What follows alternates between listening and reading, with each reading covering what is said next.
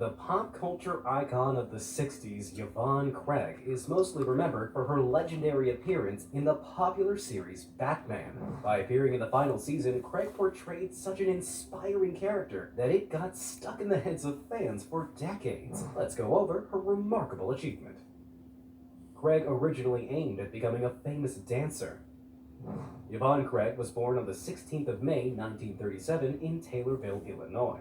She was the daughter of Maurice and Pauline Craig. Her upbringing was rather usual, and her parents took interest in her quite a lot. When Craig was just 3 years old, her family moved over to Columbus, Ohio, where she would spend the rest of her childhood.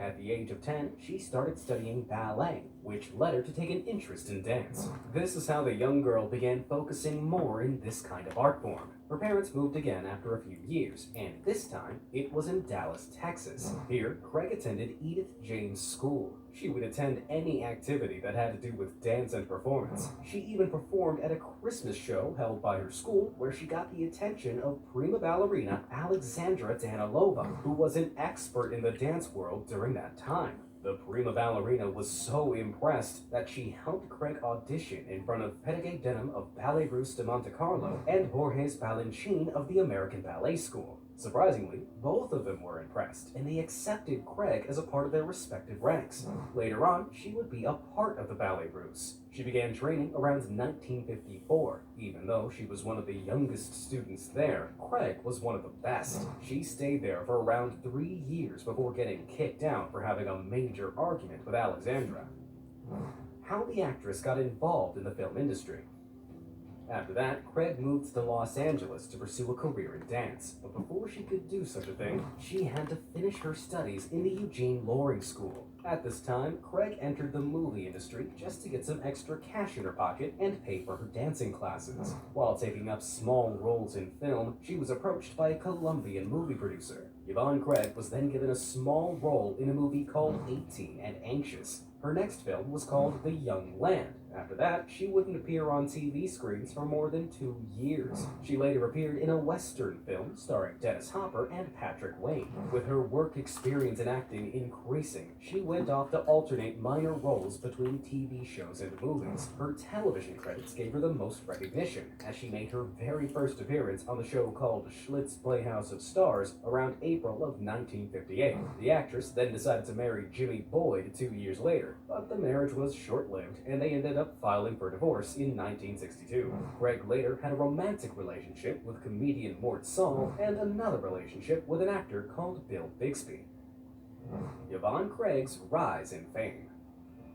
What truly made Craig famous in the movie industry was when she starred alongside Elvis Presley twice during the early 1960s. Her first movie with him was called It Happened at the World's Fair, and it was also the film debut of actor Kurt Russell. The second film was called Kissin' Cousins, where Elvis played dual roles. For one of them, he had to wear a blonde wig that he hated with his heart. After this, Craig appeared in spy fluff, such as One of Our Spies is Missing and One Spy Too Many. One of her highest-rated films during this time was in the 1967 movie called Mr. Cool, where she played alongside James Coburn. In the film, she played a Russian ballet dancer and showed her enthusiasm and passion for dance through this character. However, she made one of the worst mistakes in her acting career when she accepted to be in a sci-fi movie called Mars Needs Women. The reason why her decision to be a part of this movie was a mistake was because it flopped badly. It was considered one of the most horrible movies of the late 60s. Craig portrayed a girl that was in a relationship with a Martian named Dom. It was not Craig's fault that the movie was a total disaster, but because the film didn't make any sense.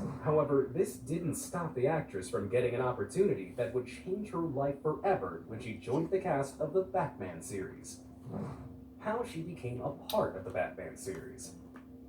Its final season, the show needed a female character for the show to continue being relevant for people to keep watching it. Craig was the perfect fit for the role and was cast as the daughter of Police Commissioner James Gordon, Barbara Gordon. In the series, she would be a librarian by day and a Batgirl fighting crime alongside Batman and Robin by night. Craig then shot an 8-minute promotional featurette, which she later showed to ABC executives in the hopes of hiring her. Needless to say, it worked out perfectly, and the cast and crew hired her quickly. This was another great decision for the TV show, as she had her own action scenes, and her dancing skills skills only made matters better, as they came in handy during the scenes. With all these years of experience, Craig became more natural and versatile as an actress. What made her so popular in a Batman is her character's independence. It even amazes fans to this day. During that time, it wasn't every day you would witness a sexy female actress fighting against crime on primetime TV. So it must come as no surprise that Craig, aka Batgirl, became an inspiration and role model for many women across America and Europe. Her character was so successful, people demanded a spin-off series of Batgirl. However, the spin-off never came to be, because the network producing the series had already planned that there would be two different shows that would enjoy crossover plots. Batgirl's first ever appearance was in 1967, and as winner of the third season called Enter Batgirl, Exit Penguin. The rapid downfall of Craig's career. Unusually, her acting career had a severe downfall after appearing in Batman. In the future, she started making only a couple of guest appearances in the 1970s. Craig was seen in one of the most remembered Star Trek episodes called Whom God Destroyed. She then appeared in other popular hits such as Kojak, Land of Giants, Mannix, and Emergency, just to name a few. With the years passing by, her appearance on TV slowly started to fade away, and she focused more on producing her own industrial shows and helping others how to act. This eventually led her to the world of business, where she developed a liking for real estate investing. Her business career proved to be as equally successful as her acting career. Craig later went on to marry Kenneth Aldrich, who was a real estate developer back in the 1990s. Yvonne Craig sadly passed away at the age of 78 in her home in Southern California on the 17th of August 2015. It is reported that the cause of death was due to breast cancer that eventually metastasized to her liver. The legendary Craig will always remain in our hearts. If you enjoyed this video, please make sure to give us a big thumbs up and subscribe to our channel, because we post daily videos